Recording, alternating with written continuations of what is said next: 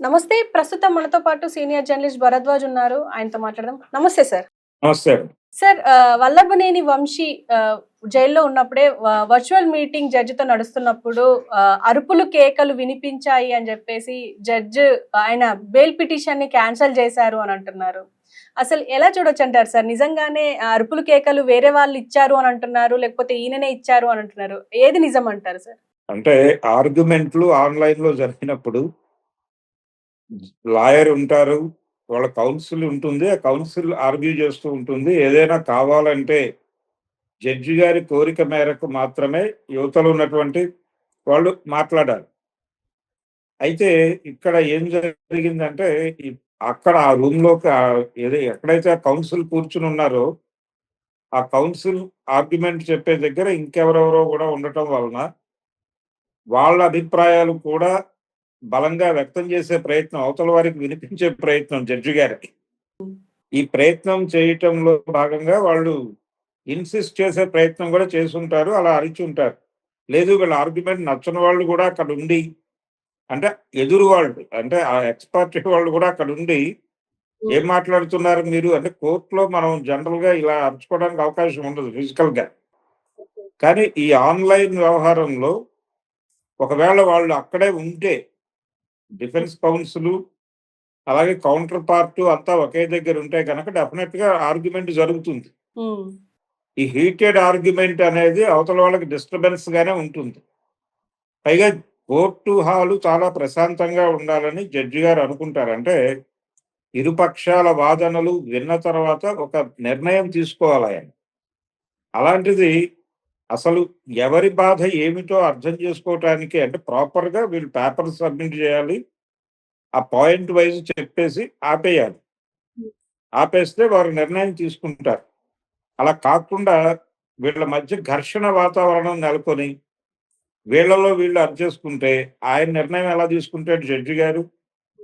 అందుకని వెరసి ఇప్పుడు నష్టపోయింది వంశీ పాపం. బెయిల్ దొరక్క. ఇది వాంటెడ్‌గా జరిగిందని రేపు పొద్దున అతను మాట్లాడొచ్చు. హ్మ్. అంటే నా ఆర్గ్యుమెంట్ నేను చెప్పుకుంటున్న టైంలో ఎవరో వచ్చి డిస్టర్బ్ చేశారు. దానివల్ల నాకు బెయిల్ అవకాశం పోయింది అని చెప్పి మాట్లాడతాడు రేపాయన. ఆయన తరఫున అడ్వకేట్ ఎవరో ఆ కౌన్సిల్ మాట్లాడతారు. ఓకే. ఏదేమైనా ఇలాంటి బెయిల్ పిటిషన్‌లు ఇలాంటి వాటికి సంబంధించి ఆర్గ్యుమెంట్లు జరిగేటప్పుడు గోప్యంగానే జరుగుతాయి. అంటే చాలా వరకు ఈ మధ్య ఆన్‌లైన్ వీటిని అడ్మిట్ చేస్తున్నారు. ఈ ఆన్‌లైన్ వలన ఏదో వీళ్ళు ఆఫీస్‌లో ఉండి ఆర్గ్యూ చేస్తారు గానీ, జడ్జి గారి ఇంటికి స్టాఫ్ ఎళ్లి అది ఏ టైం అయితే అప్పటి వరకు వాళ్ళు అక్కడ ఉండాల్సిన పరిస్థితి ఏర్పడుతోంది. హ్మ్. ఇది ఒక స్ట్రగుల్ నడుస్తోంది జైలు స్టాఫ్‌లో. ఓకే. కానీ చాలా వరకు ఆన్‌లైన్‌లో అయినా కేసులు తొందరగా చేద్దామనేటువంటి ఆదుర్దాతో కోర్టులు రాత్రి వరకు నడిచిపోతున్నాయి. హ్మ్. అలా ఒక అవకాశం దొరికింది ఇతనికి. వల్లభనేని వంశీకి.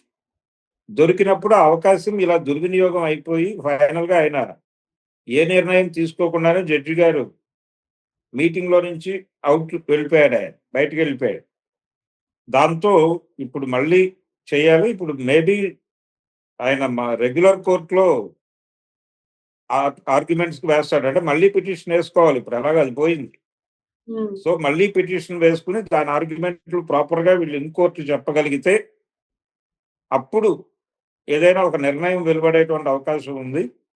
ఇది ఎస్సీ, ఎస్టీ అట్రాసిటీస్‌కి సంబంధించిన గొడవ. ఆయన ఎవరినో వేధించాడు కులం పేరుతో అనేది దాని మీద నమోదైనటువంటి కేసుకు సంబంధించిన బెయిల్ పిటిషన్ తాలూకా గొడవ ఇది. ఇతని మీద ఇంకా చాలా కేసులున్నాయి. ఇదొకటే కేసు కాదు. ఈ కేసులో బెయిల్ వచ్చేస్తే ఆయన బయటకొచ్చేస్తాడని కాదు. ఈ కేసులో బెయిలొస్తే మిగిలిన కేసుల్లో కూడా నెమ్మదిగా మూవ్ చేసుకొని ఎలాగో అలాగో 4 బెయిల్స్ తీసుకొని పోసాని కృష్ణమురళి ఎలా బయటపడాలో అలాగే బయటపడతాడు ఇతను గూడా. హ్మ్. కాకపోతే అక్కడ సిమిలర్ కేసులు, ఇక్కడ డిఫరెంట్ కేసులున్నాయి. ఇతను ఇంకొంచెం ఎక్కువ రోజులు హోల్డ్ చేసేటువంటి ప్రయత్నం చేస్తున్నారు. హ్మ్. ఈ డిస్టర్బెన్స్‌లు లేకుండా ఆర్గ్యుమెంట్ జరిగి జడ్జి గారికి విషయం అర్థమైతే అప్పుడు ఏదైనా నిర్ణయం ప్రకటించేటువంటి అవకాశం ఉంటుంది. ఆ వాతావరణం కల్పించుకోవటానికి మరి వల్లభనేని వంశీ గారి తరఫు లాయర్లు ఏ ప్రయత్నం చేస్తారు అనేది చూడాలి. ఇదైతే వెళ్ళిపోయినట్టే. అంటే ఈ పిటిషన్ ల్యాప్సెస్ అయిపోయింది. కావాలనే హ్యాక్ చేసి ఇలా న్యూసెన్స్ క్రియేట్ చేశారు అని చెప్పేసి ఆల్రెడీ వినిపిస్తున్నాయి సార్. జరగచ్చు. అంటే ఇప్పుడు ఒకటి ఆయన రూమ్‌లోకి అరుపులు ప్రవేశపెట్టడం ఒక పద్ధతి. లేదు, ఆ గొడవ లేదు అనుకుంటే ఇదొక పద్ధతి. అంటే మధ్యలో హ్యాక్ చేసి గొడవ అంటే డిస్టర్బెన్స్ క్రియేట్ చేయటమే. ఈ ఆన్‌లైన్ మీటింగ్స్‌లో డిస్టర్బెన్స్ క్రియేట్ చేశారు. అవతల ఆయనకి విషయం అర్థం కాల జడ్జి గారికి.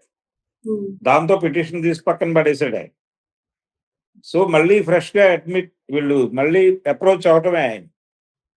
అప్రోచ్ అయితే ఎలాంటి నిర్ణయం తీసుకుంటాడనేది చూడాలి. ఇది ప్రూవ్ చేయాలి వాళ్ళు. జస్ట్ ఏదో ఇది ఒక ఎలిగేషన్‌గా పెట్టడం కాదు. మధ్యలో ఎవరో హ్యాక్ చేసి ఎంటర్ అయ్యి ఈ గొడవ చేశారు అనేది ప్రూవ్ చేయాలి. ఆర్గ్యుమెంట్ కాదు. ప్రూవ్ చేయటానికి సంబంధించి ఎవరిని సంప్రదించాలి, ఎలా దానికి సంబంధించిన వివరాలు సేకరించాలి అనే దాని మీద దృష్టి పెట్టగలిగితే కోర్టుకి ఎవిడెన్స్ ప్రొడ్యూస్ చేసినప్పుడు మాత్రమే వీళ్ళ ఆర్గ్యుమెంట్‌కి వాల్యూ ఉంటుంది. లేకపోతే మీరేదో కాకమ్మ కబుర్లు చెప్తున్నారా అంటాడు ఆయన. మీరెలా అలౌ చేశారంటాడు. అసలు ఈ గొడవతో ఆయనకు సంబంధం లేదు. వీళ్ళు ప్రూవ్ చేసుకొని అయ్యా మా క్రియేషన్ కాదది, మధ్యలో ఎవరో హ్యాక్ చేసి గొడవ చేశారు. ఇదిగో ఆధారాలు అని చెప్పగలిగితే అప్పుడు దాన్ని ఎవిడెన్స్‌గా స్వీకరించి ఆయన ఏదైనా సముచిత నిర్ణయం తీసుకునే అవకాశం ఉంటుంది. లేకపోతే మళ్ళీ ఫ్రెష్‌గా వీళ్ళు వెళ్ళిపోవటమే. అంటే సార్ ఇప్పుడు వల్లభనేని వంశీని ఎందుకు ఇంత హోల్డ్ చేస్తుండొచ్చు అంటారు? ఎందుకంటే పోసాని అరెస్ట్ అయ్యి మళ్ళీ బయటకొచ్చేసారు బెయిల్ పైన. కానీ ఈయనకు బెయిల్ రావడానికి ఇంత కట్టడి ఎందుకు చేస్తున్నారంటారు? అంటే ఇతను కూడా కొంత ఓవర్ యాక్షన్ చేస్తున్నాడు. టార్గెట్ అయ్యాడు. హ్మ్.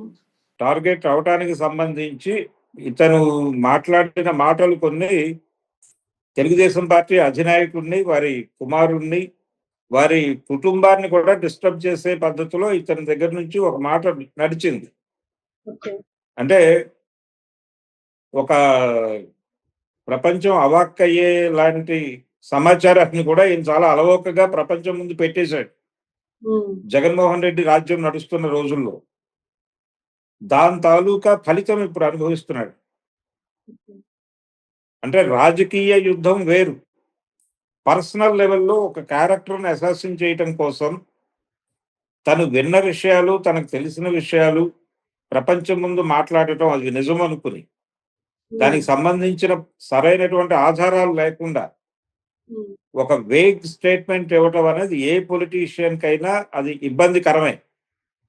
అలాంటి ఒక ఇబ్బందికరమైన ప్రకటన చేసి ఇరుక్కున్నాడు ఇతను. ఇప్పుడు దానికి సంబంధించి ఎలా బయటపడాలి అనేది కొట్టుకుంటున్నాడు. ఎలా బయటపడతాడనేది చూడాలి. వాళ్ళు కూడా ఆ మేరకు ఇబ్బంది పెట్టడానికి డెఫినిట్‌గా ప్రయత్నం చేస్తారు.